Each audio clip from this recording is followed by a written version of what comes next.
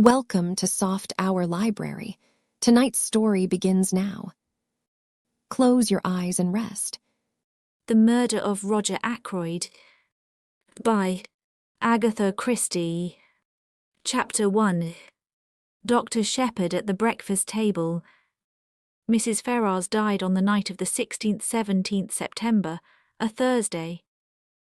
I was sent for at 8 o'clock on the morning of Friday the 17th.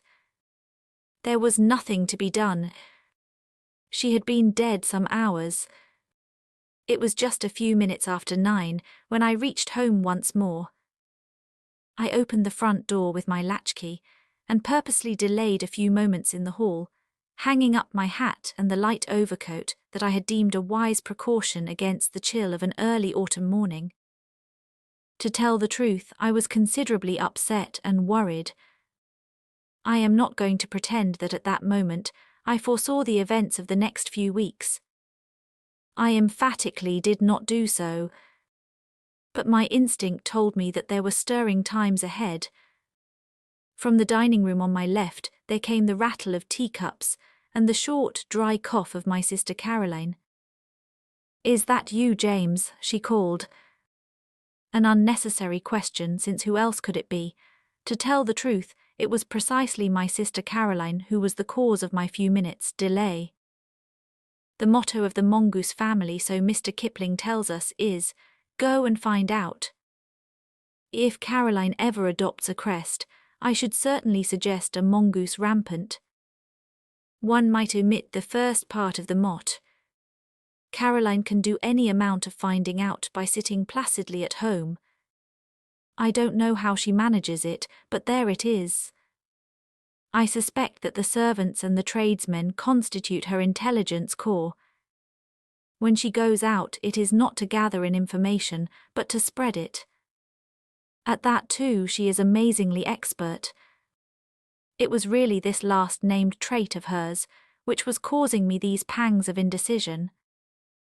Whatever I told Caroline now concerning the demise of Mrs. Ferrars would be common knowledge all over the village within the space of an hour and a half. As a professional man, I naturally aim at discretion.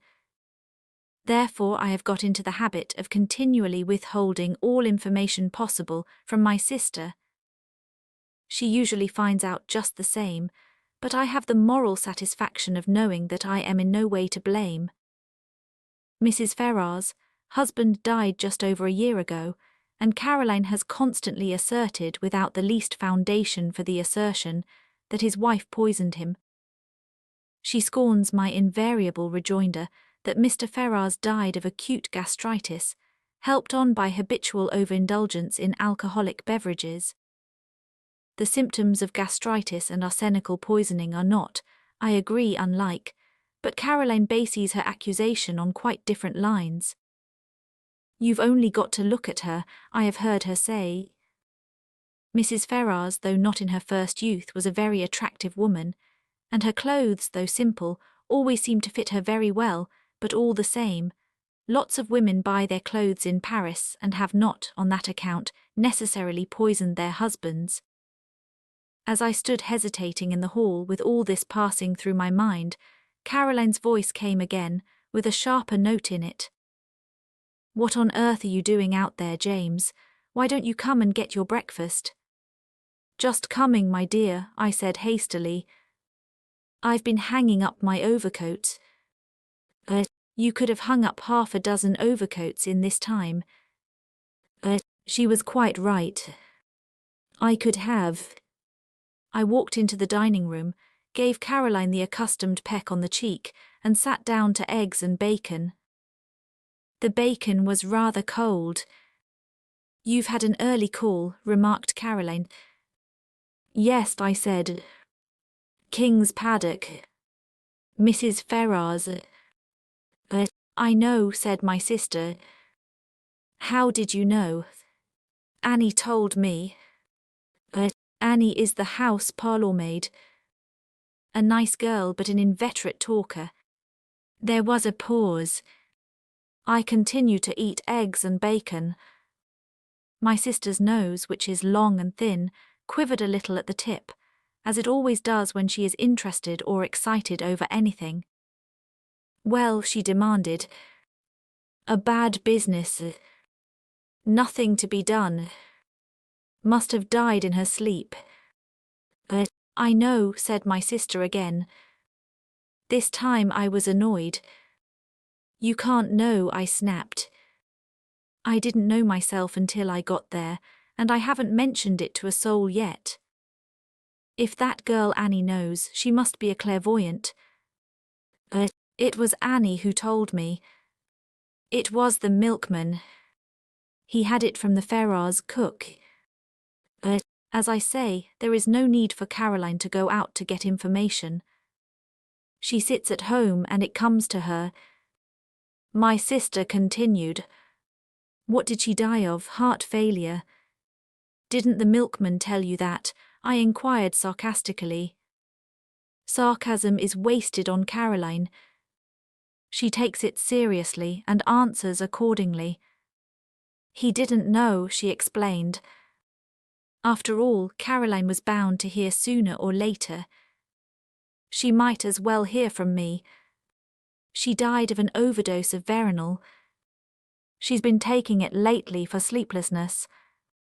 Must have taken too much. Nonsense, said Caroline immediately. She took it on purpose.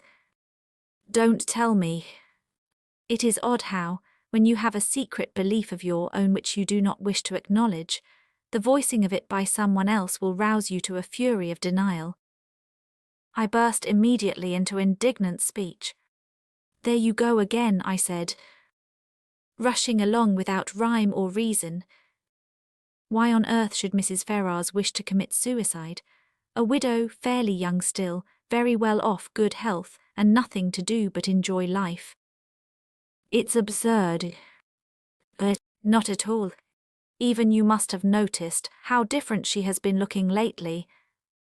It's been coming on for the last 6 months. She looked positively haggard-ridden. And you have just admitted that she hasn't been able to sleep. What is your diagnosis? I demanded coldly. An unfortunate love affair, I suppose. My sister shook her head. Remorse, she said with great gusto. Remorse? Yes. You never would believe me when I told you she poisoned her husband. I'm more than ever convinced of it now. I don't think you're very logical, I objected. Surely if a woman committed a crime like murder, she'd be sufficiently cold-blooded to enjoy the fruits of it without any weak-minded sentimentality, such as repentance. Caroline shook her head. There probably are women like that, but Mrs. Ferrars wasn't one of them. She was a mass of nerves. An overmastering impulse drove her on to get rid of her husband, because she was the sort of person who simply can't endure suffering of any kind, and there's no doubt that the wife of a man like Ashley Ferrars must have had to suffer a good deal. I nodded. And ever since she's been haunted by what she did. I can't help feeling sorry for her. I don't think Caroline ever felt sorry for Mrs. Ferrars whilst she was alive. Now that she has gone where, presumably, Paris frocks can no longer be worn, Caroline is prepared to indulge in the softer emotions of pity and comprehension. I told her firmly that her whole idea was nonsense. I was all the more firm because I secretly agreed with some part, at least, of what she had said. But it is all wrong that Caroline should arrive at the truth simply by a kind of inspired guesswork. I wasn't going to encourage that sort of thing. She will go round the village airing her views, and everyone will think that she is doing so on medical data supplied by me. Life is very trying. Nonsense, said Caroline in reply to my strictures. You'll see. 10 to 1 she's left a letter confessing everything. She didn't leave a letter of any kind, I said sharply, and not seeing where the admission was going to land me. Oh, said Caroline. So you did inquire about that, did you? I believe, James, that in your heart of hearts you think very much as I do. You're a precious old humbug. But one always has to take the possibility of suicide into consideration, I said repressively. Will there be an inquest? There may be. It all depends. If I am able to declare myself absolutely satisfied that the overdose was taken accidentally, an inquest might be dispensed with. And are you absolutely satisfied? Asked my sister shrewdly. I did not answer, but got up from table. Chapter 2. Who's Who in King's Abbot. Before I proceed further with what I said to Caroline, and what Caroline said to me, it might be as well to give some idea of what I should describe as our local geography. Our village, King's Abbot, is, I imagine, very much like any other village. Our big town is Cranchester, 9 miles away. We have a large railway station, a small post office and 2 rival general stores. Able-bodied men are apt to leave the place early in life, but we are rich in unmarried ladies and retired military officers. Our hobbies and recreations can be summed up in the one word, gossip. There are only 2 houses of any importance in King's Abbot. One is King's Paddock, left to Mrs. Ferrars by her late husband. The other, Fernley Park, is owned by Roger Ackroyd. Ackroyd has always interested me by being a man more impossibly like a country squire than any country squire could really be. He reminds one of the red-faced sportsmen who always appeared early in the first act of an old-fashioned musical comedy, the setting being the village green. They usually sang a song about going up to London. Nowadays we have revues, and the country squire has died out of musical fashion. Of course, Ackroyd is not really a country squire. He is an immensely successful manufacturer of, I think, wagon wheels. He is a man of nearly 50 years of age, rubicund of face and genial of manner. He is hand and glove with the vicar, subscribes liberally to parish funds, though rumour has it that he is extremely mean in personal expenditure, encourages cricket matches, lads' clubs and disabled soldiers' institutes. He is, in fact, the life and soul of our peaceful village of King's Abbot. Now when Roger Ackroyd was a lad of 21, he fell in love with and married a beautiful woman some 5 or 6 years his senior.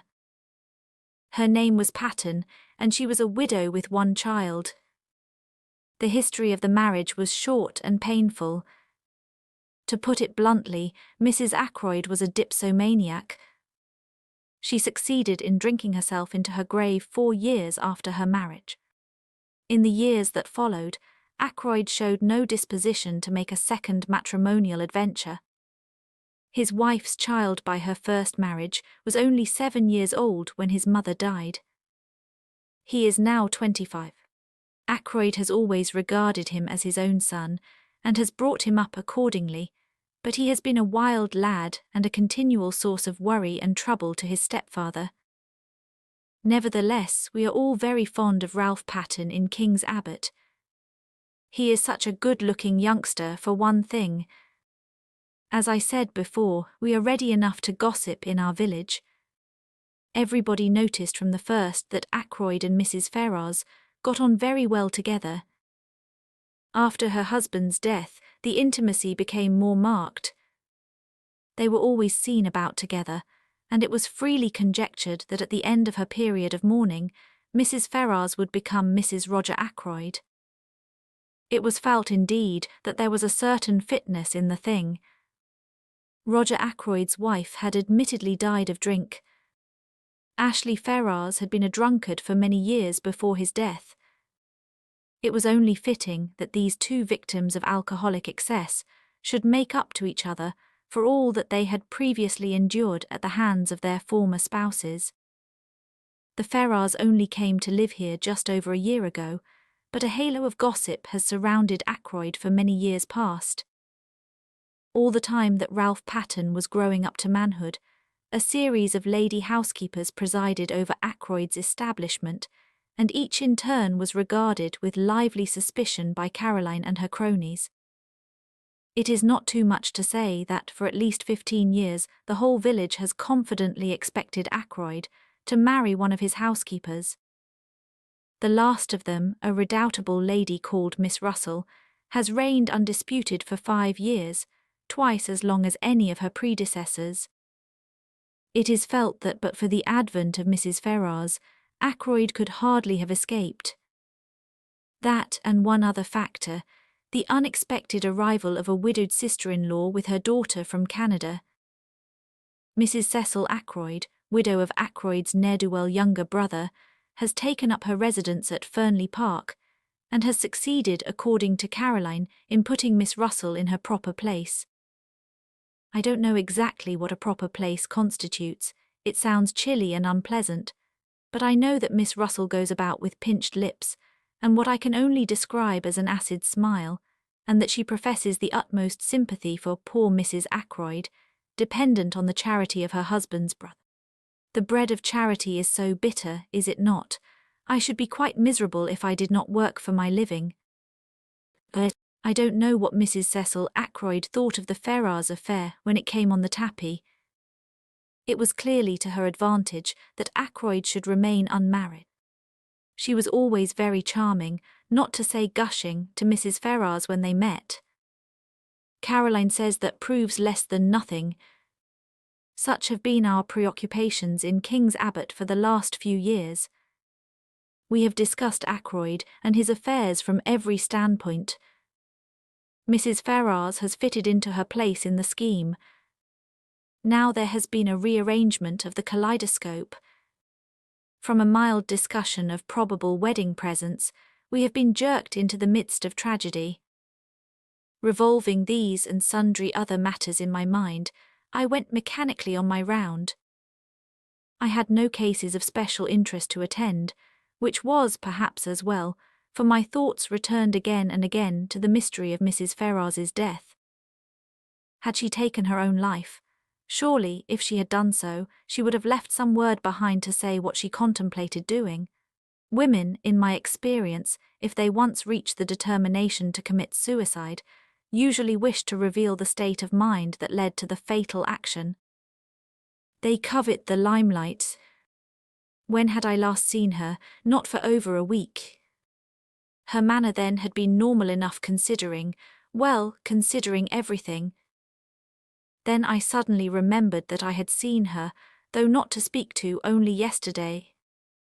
She had been walking with Ralph Patten, and I had been surprised because I had had no idea that he was likely to be in King's Abbot.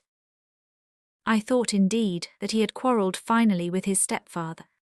Nothing had been seen of him down here for nearly 6 months. They had been walking along, side by side, their heads close together, and she had been talking very earnestly. I think I can safely say that it was at this moment that a foreboding of the future first swept over me. Nothing tangible as yet, but a vague premonition of the way things were setting. That earnest tete-a-tete between Ralph Patten and Mrs. Ferrars the day before struck me disagreeably. I was still thinking of it when I came face to face with Roger Ackroyd. "Shepherd," he exclaimed. "Just the man I wanted to get hold of. This is a terrible business." "But you've heard then?" He nodded. He had felt the blow keenly, I could see. His big red cheeks seemed to have fallen in, and he looked a positive wreck of his usual jolly, healthy self. "It's worse than you know," he said quietly. "Look here, Shepherd, I've got to talk to you. Can you come back with me now?" "Hardly. I've got 3 patients to see still, and I must be back by 12 to see my surgery patients." "Then this afternoon, no, better still, dine tonight." "At 7:30, will that suit you?" "Yes, I can manage that all right." "What's wrong, is it, Ralph?" I hardly knew why I said that, except perhaps that it had so often been Ralph. Ackroyd stared blankly at me as though he hardly understood. I began to realize that there must be something very wrong indeed somewhere. I had never seen Ackroyd so upset before. "Ralph," he said vaguely. "Oh no, it's not Ralph. Ralph's in London. Damn, here's old Miss Gannett coming. I don't want to have to talk to her about this ghastly business. See you tonight, Shepherd. 7:30. I nodded and he hurried away, leaving me wondering. Ralph in London, but he had certainly been in King's Abbot the preceding afternoon. He must have gone back to town last night or early this morning, and yet Ackroyd's manner had conveyed quite a different impression. He had spoken as though Ralph had not been near the place for months. I had no time to puzzle the matter out further. Miss Gannett was upon me, thirsting for information. Miss Gannett has all the characteristics of my sister Caroline, but she lacks that unerring aim in jumping to conclusions, which lends a touch of greatness to Caroline's manoeuvres. Miss Gannett was breathless and interrogatory. Wasn't it sad about poor dear Mrs. Ferrars? A lot of people were saying she had been a confirmed drug taker for years. So wicked the way people went about saying things. And yet the worst of it was, there was usually a grain of truth somewhere in these wild statements. No smoke without fire. They were saying too that Mr. Ackroyd had found out about it and had broken off the engagement, because there was an engagement. She, Miss Gannett, had proof positive of that. Of course I must know all about it, doctors always did, but they never tell. And all this with a sharp beady eye on me to see how I reacted to these suggestions.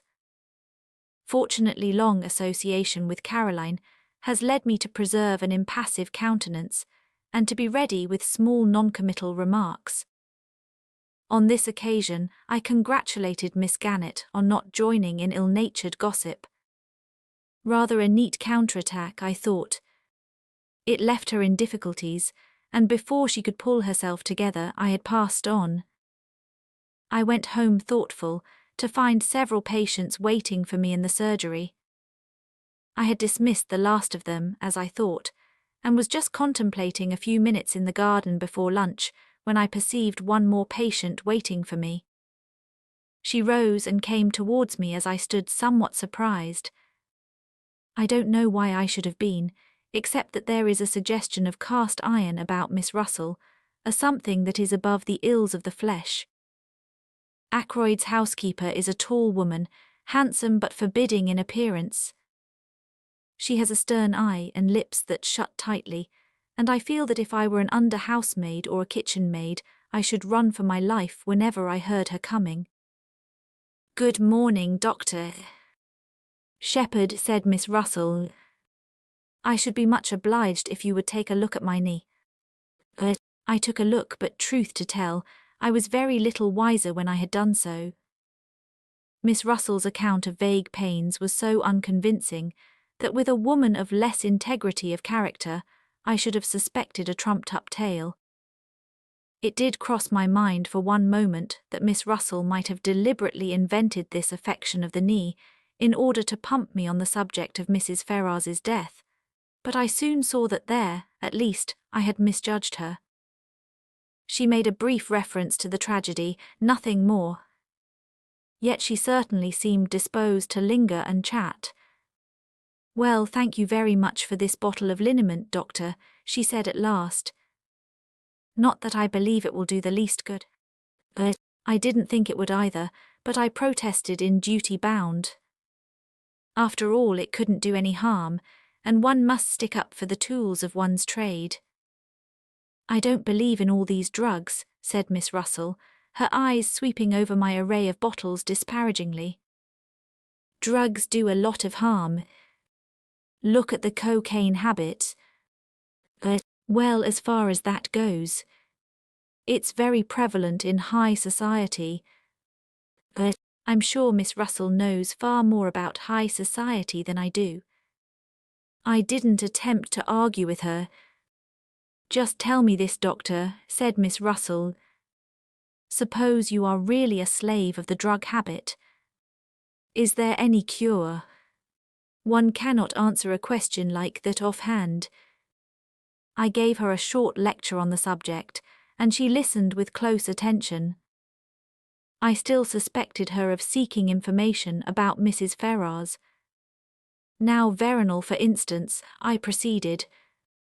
But strangely enough, she didn't seem interested in Vernal.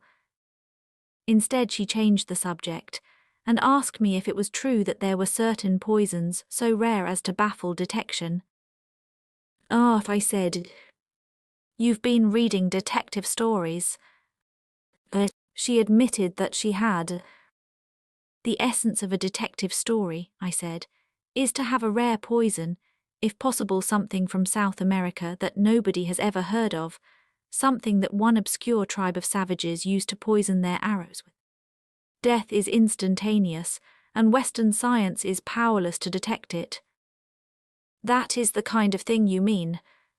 "Yes. Is there really such a thing?" I shook my head regretfully. "I'm afraid there is. There's curare, of course."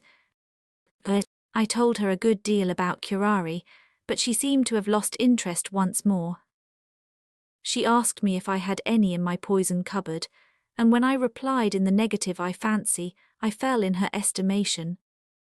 She said she must be getting back, and I saw her out at the surgery door just as the luncheon gong went. I should never have suspected Miss Russell of a fondness for detective stories.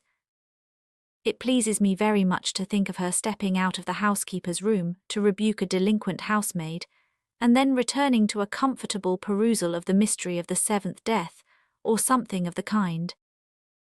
Chapter 3. The Man Who Grew Vegetable Marrows. I told Caroline at lunchtime that I should be dining at Fernley. She expressed no objection, on the contrary. "Excellent," she said. "You'll hear all about it. By the way, what is the trouble with Ralph?" "With Ralph," I said, surprised, "there isn't any." Then why is he staying at the Three Boars instead of at Fernley Park?" I did not for a minute question Caroline's statement that Ralph Patten was staying at the local. That Caroline said so was enough for me. "Ackroyd told me he was in London," I said. In the surprise of the moment, I departed from my valuable rule of never parting with information. "Oh," said Caroline. I could see her nose twitching as she worked on this. "He arrived at the Three Boars yesterday morning," she said.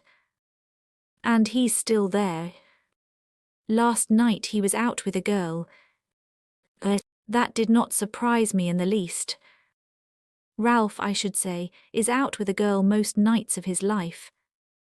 But I did rather wonder that he chose to indulge in the pastime in King's Abbot, instead of in the gay metropolis. "One of the barmaids?" I asked. "No. That's just it. He went out to meet her. I don't know who she is." Bitter for Caroline to have to admit such a thing. "But I can guess," continued my indefatigable sister. I waited patiently. "His cousin." "Flora Ackroyd," I exclaimed in surprise. Flora Ackroyd is of course no relation whatever really to Ralph Patten, but Ralph has been looked upon for so long as practically Ackroyd's own son, that cousinship is taken for granted. "Flora Ackroyd," said my sister.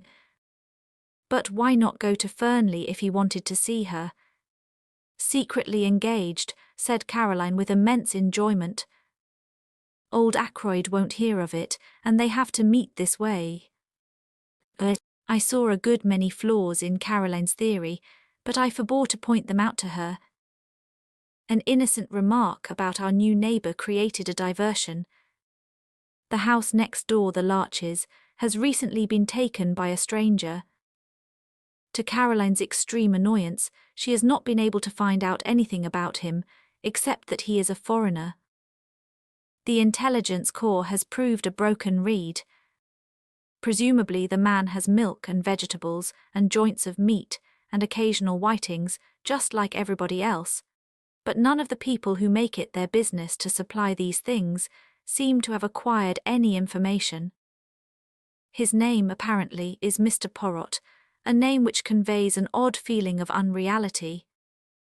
The one thing we do know about him is that he is interested in the growing of vegetable marrows.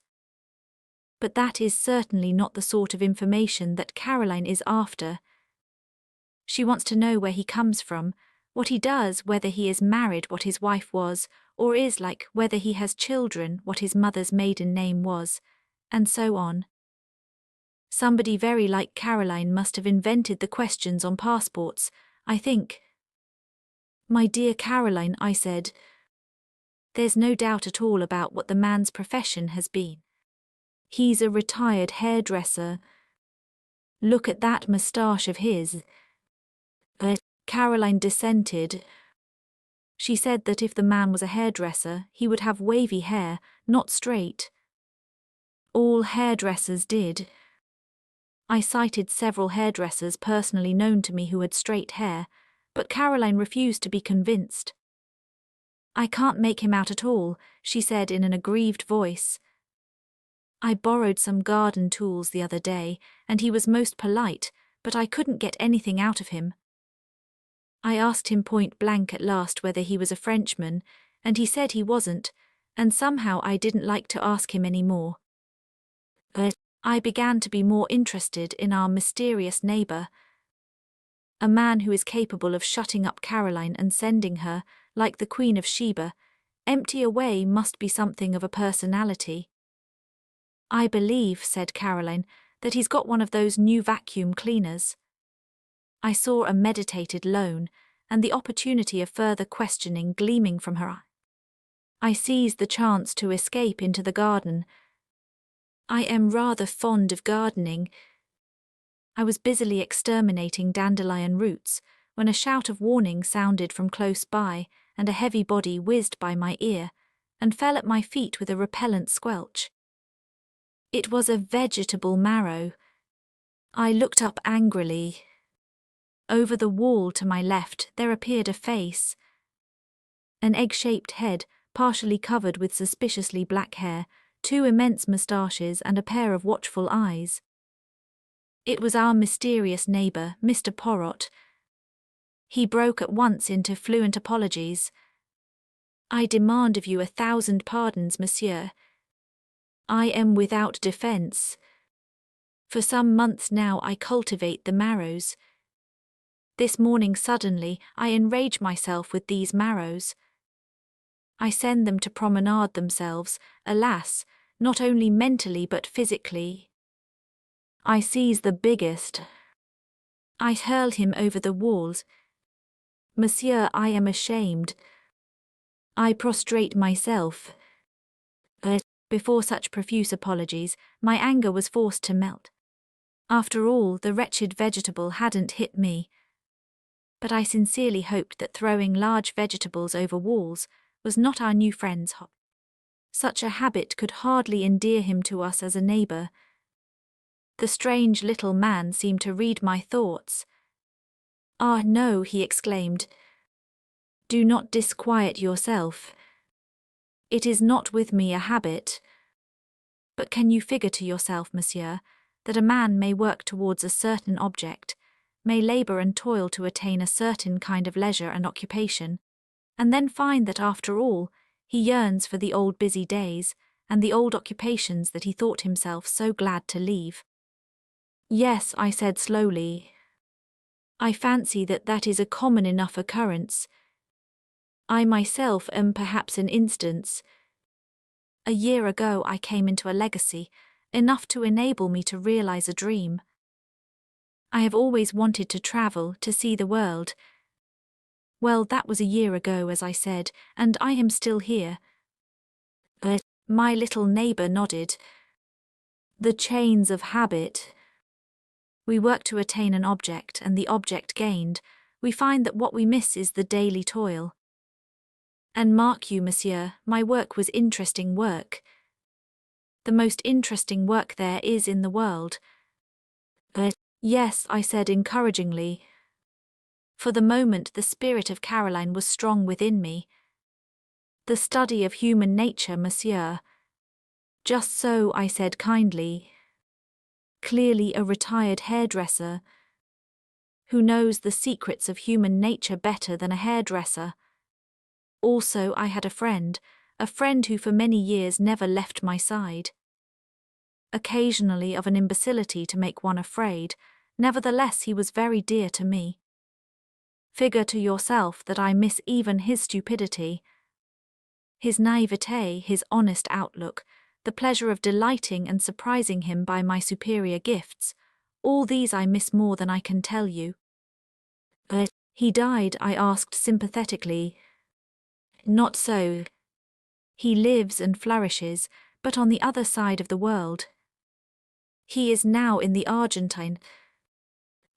In the Argentine, I said enviously. I have always wanted to go to South America. I sighed, and then looked up to find Mr. Poirot eyeing me sympathetically. He seemed an understanding little man. You will go there, yes, he asked. I shook my head with a sigh. I could have gone, I said, a year ago. But I was foolish, and worse than foolish, greedy. I risked the substance for the shadow. I comprehend, said Mr. Poirot.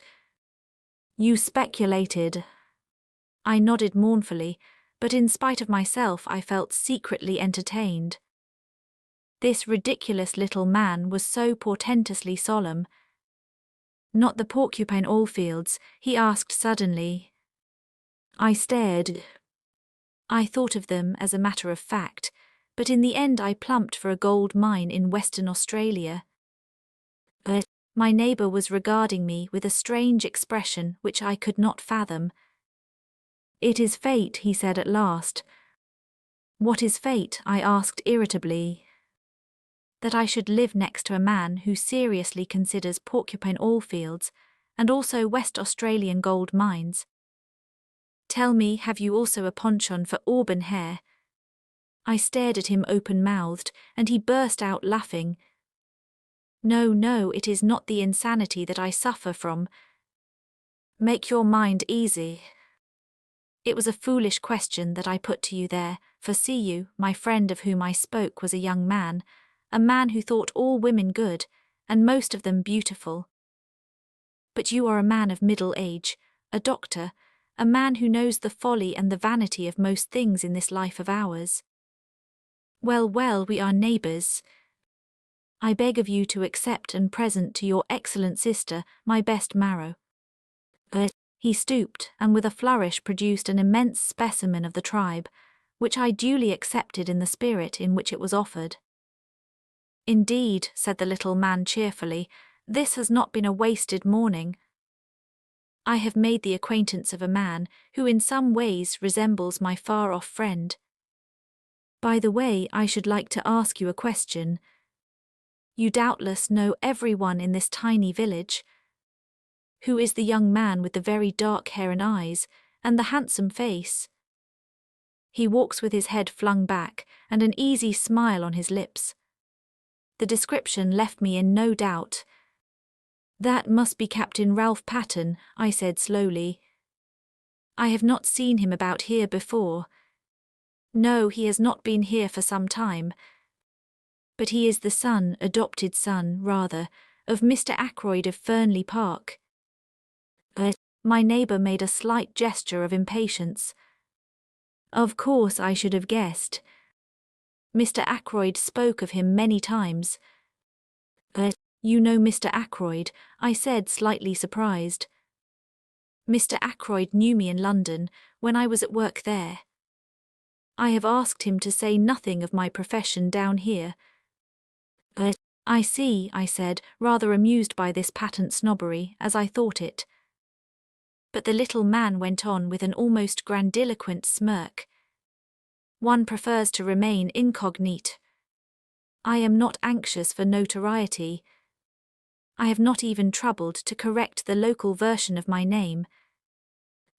Indeed, I said, not knowing quite what to say. Captain Ralph Patten, mused Mr. Poirot.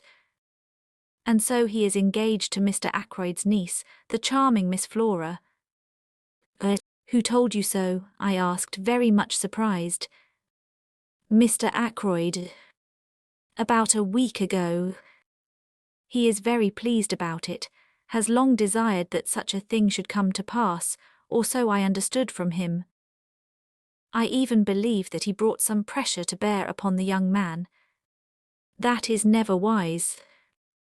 A young man should marry to please himself, not to please a stepfather from whom he has expectations.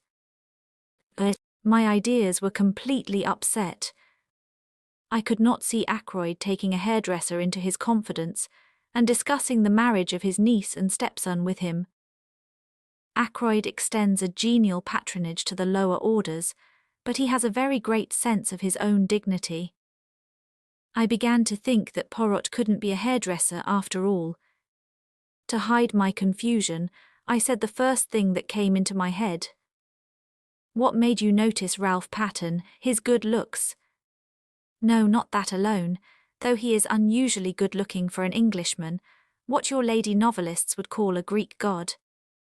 No, there was something about that young man that I did not understand.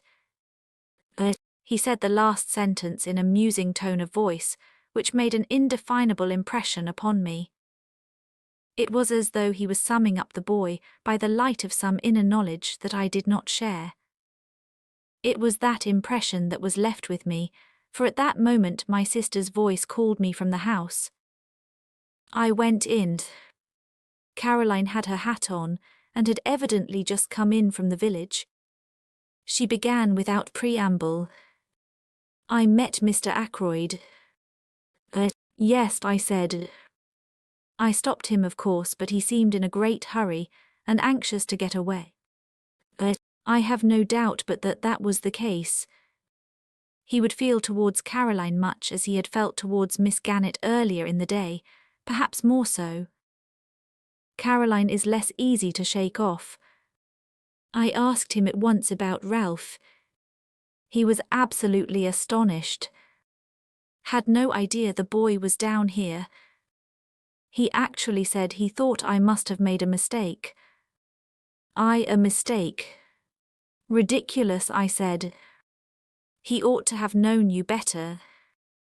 Then he went on to tell me that Ralph and Flora are engaged. I know that too, I interrupted with modest pride. Who told you? Our new neighbour. Caroline visibly wavered for a second or two, much as a roulette ball might coyly hover between two numbers. Then she declined the tempting red herring. I told Mr. Ackroyd that Ralph was staying at the Three Boars. Caroline, I said, do you never reflect that you might do a lot of harm with this habit of yours of repeating everything indiscriminately? Nonsense, said my sister. People ought to know things. I consider it my duty to tell them. Mr. Ackroyd was very grateful to me. Well, I said, for there was clearly more to come. I think he went straight off to the Three Boars, but if so he didn't find Ralph there. No, because as I was coming back through the wood. Coming back through the wood, I interrupted. Caroline had the grace to blush. It was such a lovely day, she exclaimed. I thought I would make a little round. The woods with their autumnal tints are so perfect at this time of year. Caroline does not care a hang for woods at any time of year. Normally she regards them as places where you get your feet damp, and where all kinds of unpleasant things may drop on your head. No, it was good sound mongoose instinct which took her to our local wood. It is the only place adjacent to the village of King's Abbot where you can talk with a young woman unseen by the whole of the village. It adjoins the park of Fernley. Well, I said, go on. As I say, I was just coming back through the wood when I heard voices. Caroline paused. Yes. One was Ralph Pattern's, I knew it at once. The other was a girl, S. Of course I didn't mean to listen. Of course not, I interjected with patent sarcasm. which was, however, wasted on Caroline. But I simply couldn't help overhearing. The girl said something. I didn't quite catch what it was, and Ralph answered. He sounded very angry. "My dear girl," he said, "don't you realize that it is quite on the cards the old man will cut me off with a shilling? He's been pretty fed up with me for the last few years. A little more would do it. And we need the dibs, my dear. I shall be a very rich man when the old fellow pops off. He's mean as they make 'em, but he's rolling in money really. I don't want him to go altering his will. You leave it to me and don't worry." Those were his exact words. I remember them perfectly. Unfortunately, just then I stepped on a dry twig or something, and they lowered their voices and moved away. I couldn't, of course, go rushing after them, so wasn't able to see who the girl was. "That must have been most vexing," I said. "I suppose, though, you hurried on to the Three Boars, felt faint, and went into the bar for a glass of brandy, and so were able to see if both the barmaids were on duty." "It wasn't a barmaid," said Caroline unhesitatingly. "In fact, I'm almost sure that it was Flora Ackroyd only." "Only it doesn't seem to make sense," I agreed. "But if it wasn't Flora, who could it have been?" Rapidly my sister ran over a list of maidens living in the neighbourhood, with profuse reasons for and against. When she paused for breath, I murmured something about a patient and slipped out. I proposed to make my way to the Three Boars. It seemed likely that Ralph Patten would have returned there by now. I knew Ralph very well, better perhaps than anyone else in King's Abbot, for I had known his mother before him, and therefore I understood much in him that puzzled others. He was, to a certain extent, the victim of heredity. He had not inherited his mother's fatal propensity for drink, but nevertheless he had in him a strain of weakness. As my new friend of this morning had declared, he was extraordinarily handsome. Just on 6 feet, perfectly proportioned, with the easy grace of an athlete, he was dark like his mother, with a handsome, sunburnt face always ready to break into a smile. Ralph Patten was of those born to charm easily and without effort. He was self-indulgent and extravagant, with no veneration for anything on earth, but he was lovable nevertheless, and his friends were all devoted to him. Could I do anything with the boy? I thought I could. On inquiry at the Three Boars, I found that Captain Patten had just come in. I went up to his room and entered unannounced. For a moment, remembering what I had heard and seen, I was doubtful of my reception, but I need have had no misgivings. "Why, it's Shepherd, glad to see you." He came forward to meet me, hand outstretched, a sunny smile lighting up his face. "The one person I am glad to see in this infernal place." I raised my eyebrows. "What's the place been doing?" He gave a vexed laugh. "It's a long story. Things haven't been going well with me, Doctor. But have a drink, won't you?" "Thanks," I said, "I will." He pressed the bell, then coming back, threw himself into a chair. "Not to mince matters," he said gloomily, "I'm in the devil of a mess. In fact, I haven't the least idea what to do next." "What's the matter?" I asked sympathetically. "It's my confounded stepfather." "What has he done?" "It isn't what he's done yet, but what he's likely to do." The bell was answered, and Ralph ordered the drinks. When the man had gone again, he sat hunched in the armchair, frowning to himself. "Is it really serious?" I asked. He nodded. "I'm fairly up against it this time," he said soberly.